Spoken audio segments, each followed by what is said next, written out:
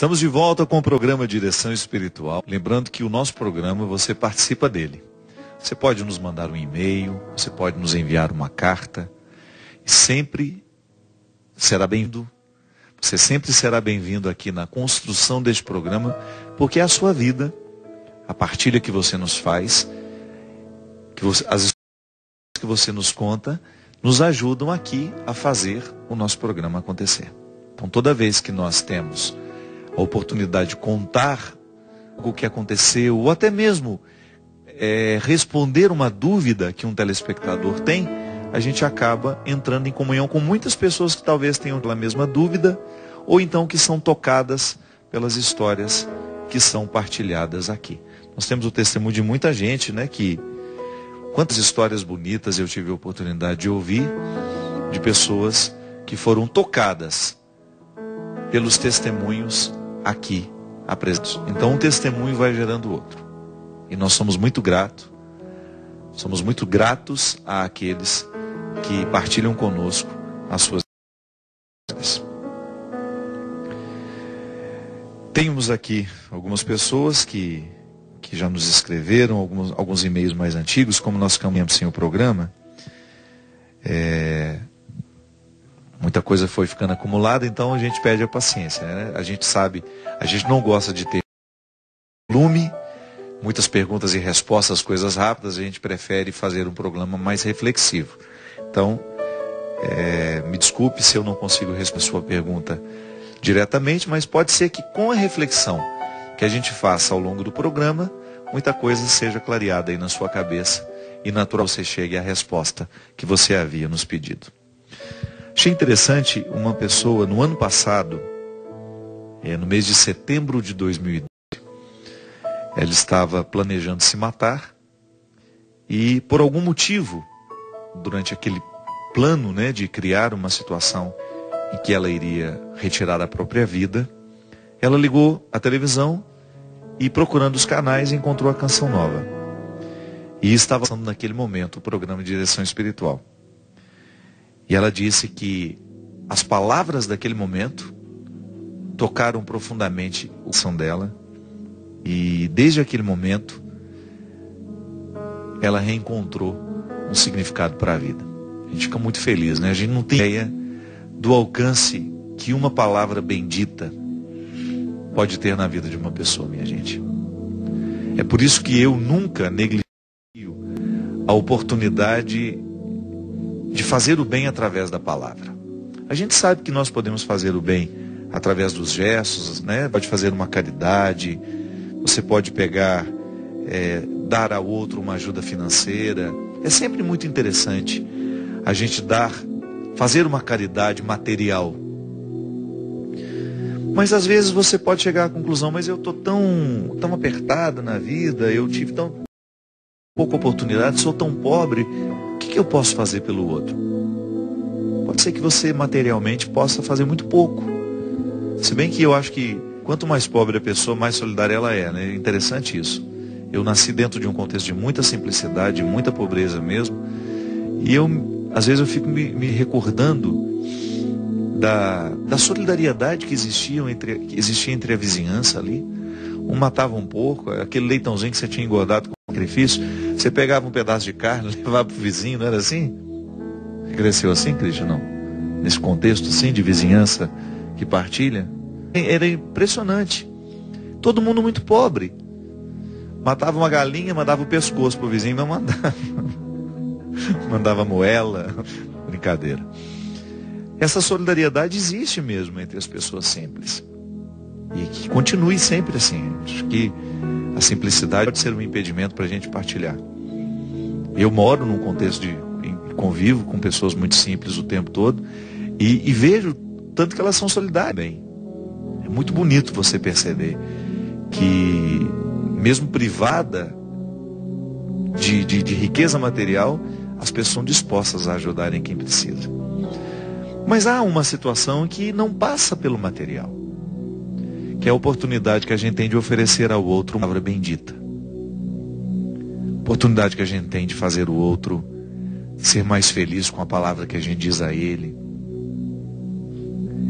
E aí, minha gente, essa pobreza é outra, não é a pobreza material. Às vezes você encontra gente muito rica, que tem que fazer todas as caridades no mundo, mas não sabe dizer alguma coisa que possa fazer bem ao outro, porque não acostumou a fazer isso. Acostumou a tirar o dinheiro do bolso. Mas o contrário também é verdadeiro. Às vezes você encontra aquela pessoa simples, que é muito caridosa, mas que também é incapaz de dizer uma palavra bendita ao outro quando ele precisa. Então a gente precisa se enriquecer assim.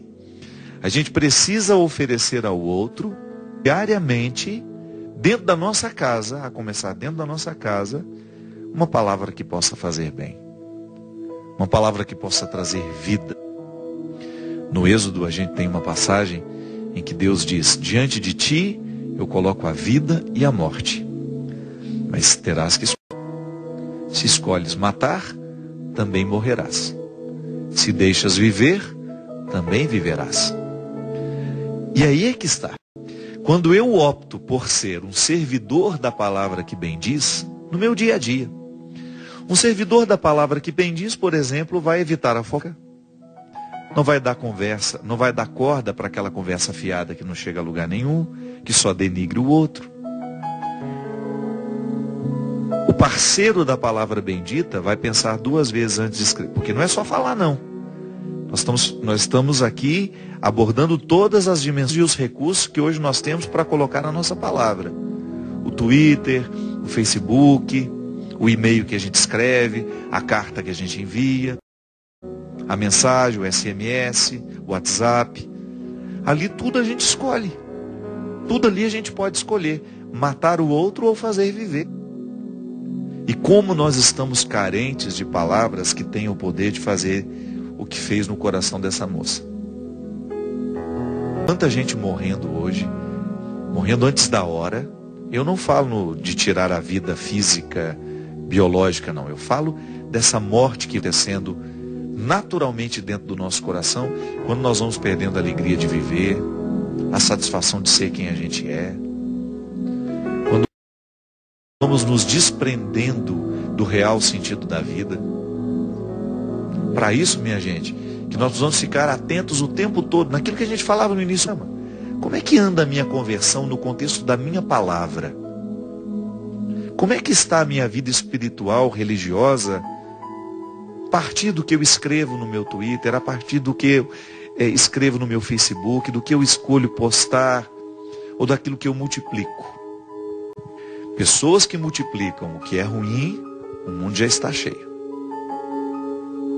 Pessoas que multiplicam realidades e palavras que fazem mal, que denigrem, nós já estamos cansados. E é por isso que estar comprometido com a bendita é, sem dúvida, um compromisso religioso que já está provocando vida espiritual. Não se esqueçam dessa diferença. Essa cisão é importante demais. A minha vida religiosa precisa me tornar espiritual, espiritualizado. Então a palavra que eu digo, a palavra que eu escrevo, precisa estar em consonância com essa busca que eu realizo. A Fabiana escreve, ela também está agradecendo, ela diz que há alguns meses ela vinha passando por diversas dificuldades emocionais.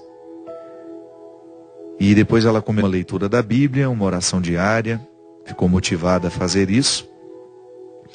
E estava lendo o capítulo 5 de Mateus, e aleatoriamente ela estava lendo esse capítulo ao longo da semana, e aleatoriamente escolheu um vídeo meu para ler, para assistir antes de ler. E depois, quando ela entrou lá nas possibilidades que tinha, né, o YouTube tem muitos vídeos, palestras minhas, ela encontrou o vídeo, aceitou, clicou aleatoriamente num vídeo e o título era Felicidade versus Facilidade. Uma palestra que eu dei aqui na Canção Nova. E que fala justamente sobre o conteúdo desse capítulo. Aí ela diz: padre, eu sou evangélica e eu estava muito afastada da espiritualidade. Embora tenha muito respeito pelas demais religiões, fui muito abençoada com essa leitura naquele dia e com aquela palestra. Eu senti em meu coração a libertação de muitas amarras que me afastavam dessa verdade, onde eu pude vivenciar o significado da frase: conhecereis a verdade e a verdade vos libertará.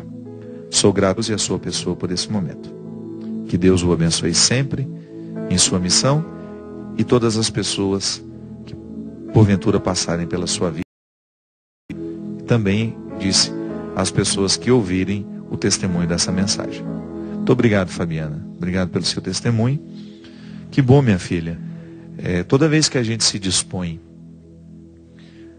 a estar em contato com a palavra de Deus, e a gente permite que essa palavra nos ilumine, que às vezes você pode ler e não permitir que ela te ilumine. A palavra de Deus, quando abrimos o nosso coração para ela, o Espírito age em nós, sim. E às vezes é uma frase só. A gente chama de rema. O que é a rema? O texto tem 30 frases, mas uma te tocou. É assim que funciona. Precisa ser tocado pelas 30 frases. A sua rema naquele momento foi uma única frase que provocou dentro do seu coração um movimento. É assim que começa. As grandes conversões costumam começar com uma revolução de uma frase. Uma frase revoluciona o nosso coração, e a partir daquela revolução vai se encaminhando para outras transformações, e quem leva isso a sério nunca termina. A gente vai morrer sem ter finalizado o processo da conversão. Porque isso é interessante demais. O processo em Deus não termina. E é por isso que a verdade é tão necessária na vida de um cristão. Porque é a humildade que não vai permitir que a gente se sente pronto, que a gente se sinta. É a humildade que vai fazer com que a gente tenha condições de olhar para o nosso processo e identificar que existe muita estrada pela frente. E Fabiana, toda vez que nós nos dispomos a ouvir a palavra de Deus, e todas as vezes que nós levamos a sério o que essa palavra revoluciona em nós, nós chegamos ao conhecimento da verdade. Nunca a verdade na totalidade, porque ela nem cabe dentro de nós.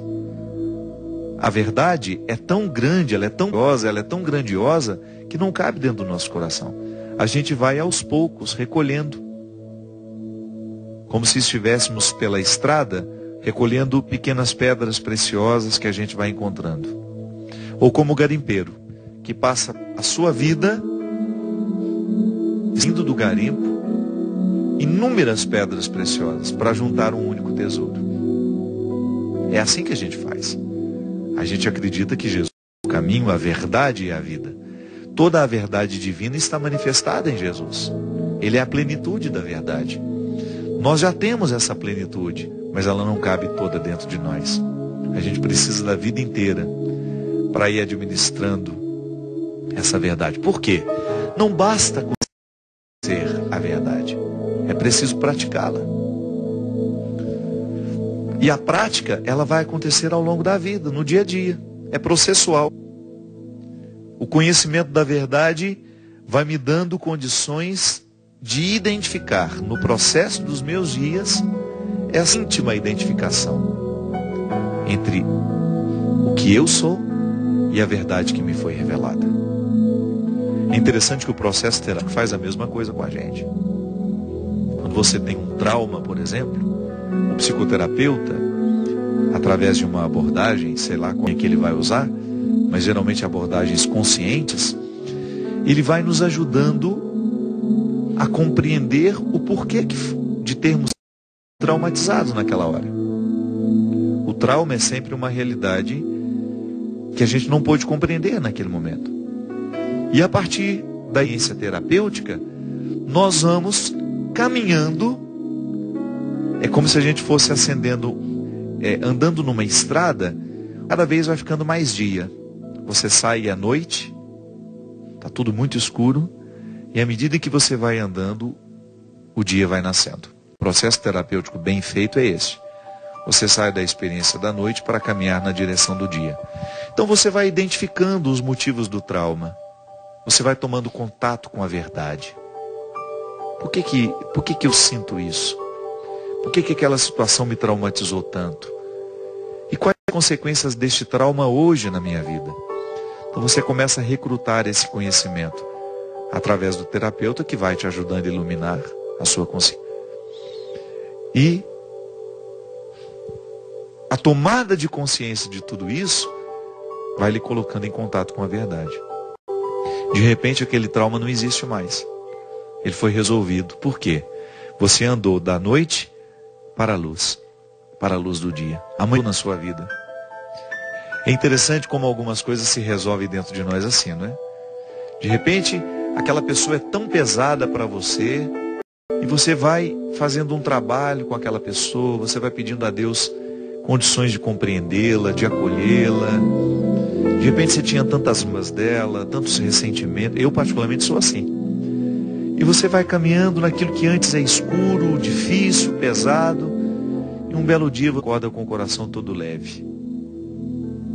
Isso é um fruto da verdade em nós. Porque qual é a verdade que deve prevalecer? Que tudo isso é muito bobo, que tudo isso é bobagem.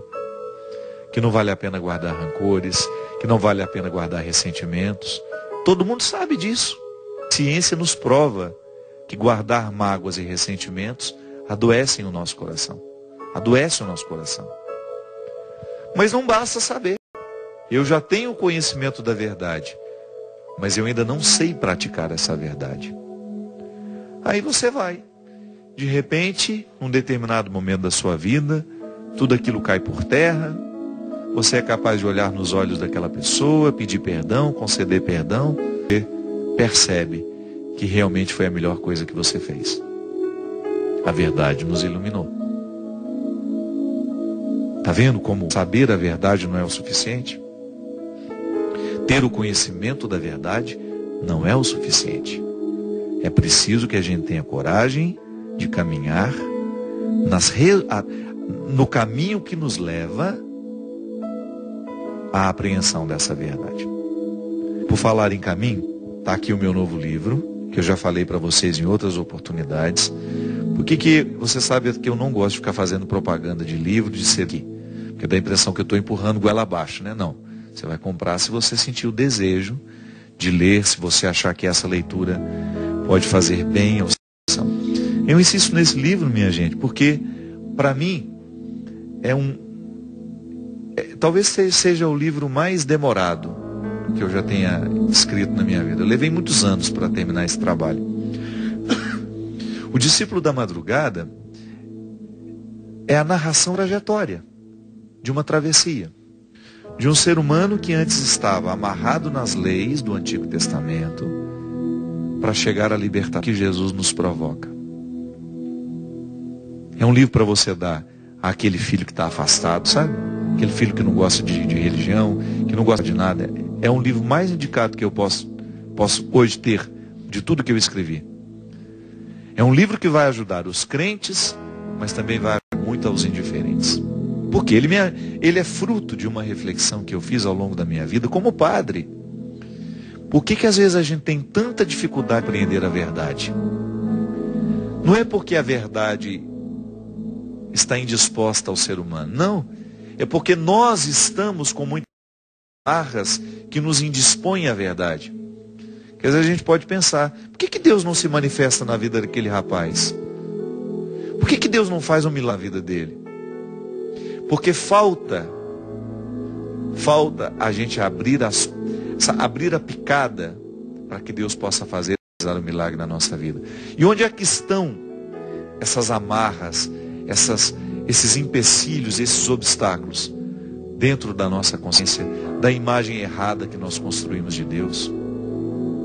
Gente, boa parte das pessoas religiosas que eu conheço vivem se sentem culpadas o tempo todo. Tem medo de Deus, como tantas vezes a gente já viu. Esqueceram de nos dizer que Deus é amor. E a gente passou a nossa vida religiosa assim, vivendo as obrigações da religião. Esse livro é uma proposta de ajudar a quebrar dentro de nós todas as barreiras que nos impedem de conhecer a vida. Porque às vezes a gente passa boa parte da nossa vida, do nosso tempo, a gente perde, digamos assim, com os estereótipos de Deus. E, às vezes a gente não acredita em Deus. A gente viu a máscara que eles falam que é Deus e a gente acredita naquela máscara. Não. A gente não tem que acreditar em máscara. A gente tem o direito de ver a face. A gente tem o direito de mergulhar no coração dele. Olha que coisa ousada. É a proposta de Jesus. Como é que nós mergulhamos no coração de Deus? Através do coração de Jesus. A palavra de Jesus nos revela quem é Deus. Por que nesse livro o personagem faz um itinerário do campo de batalha à mesa posta? Porque ele aprendeu que Deus era um combatente. Que Deus seria capaz de matar os inimigos para os seus amigos. Mas parece que existe uma contradição aí. Se Jesus nos diz que não há maior amor do que aquele que dá a vida pelos seus amigos, mas que também é capaz de amar os seus inimigos, então existe uma contradição. Jesus nos ensina que Deus tem um carinho, um respeito imenso pelo pecador, e que a vida dele, o mistério da encarnação, essa presença de Deus na história, justamente para mostrar isso, que ninguém pode ficar julgado fora. Como é que eu posso conciliar o Deus do Antigo Testamento com Deus manifestado em Jesus? Aí é a travessia que todos nós precisamos fazer. Ninguém está livre dessa travessia. Aqui no caso, o discípulo da madrugada, ele vai fazendo diariamente. Ele vai andando nessa noite da vida para poder chegar à luz do conhecimento. De tudo aquilo que Jesus falou para ele, ele só vai entender no momento do Calvário. Sombras da tarde. O discípulo da madrugada só fica pronto no momento em que ele enfrenta as sombras da tarde. Aquela crucifixão, aquele momento trágico em que ele viu o amigo dele ser morto. Mas ali, Deus age no coração daquele homem e ele é capaz de mergulhar no conhecimento da verdade. Todos nós precisamos fazer isso. Nós temos necessidade de viver essa travessia. Eu, você. Eu não sei em que ponto dessa estrada você está. Eu ainda tenho muita noite em torno de mim. Eu ainda tenho muita escuridão em torno de mim. Mas eu estou consciente de que eu estou caminhando na direção dessa luz. Eu quero, sim, ser. Em toda a estrutura da minha vida, no meu jeito de pensar, no meu jeito de agir, eu quero ser um Novo Testamento. Eu ainda trago muitas coisas dentro do meu coração que me remetem ao Antigo Testamento. O Antigo Testamento precisa ser a base, o meu sustento de todas as leis, de toda a fé que eu recebi de Abraão, de Moisés, os patriarcas, os profetas. O Antigo Testamento está aqui para me ajudar, para me dar sustento, mas é o Novo Testamento que tem que nortear as minhas ações. E esse itinerário é meu, é seu. Todos nós somos, de alguma maneira, discípulos da madrugada, caminhando na direção desta luz. Derrame sobre todos nós a bênção e a proteção do céu. Do Deus Todo-Poderoso, Pai, Filho e Espírito Santo. Amém. Até a semana que vem, se Deus quiser, com mais um programa de Direção Espiritual. Obrigado, Christian, e mais uma vez por estar comigo. Sei que os que confiam no Senhor revigoram suas forças se renovam. Posso até cair ou vacilar, mas consigo levantar, pois recebo dele as asas, e como águia me preparo para voar. Eu posso ir muito além de onde onde estou. Vou nas asas, Senhor, o teu amor é o que me conduz. Posso voar, subir sem me cansar, ir pra frente sem me fatigar.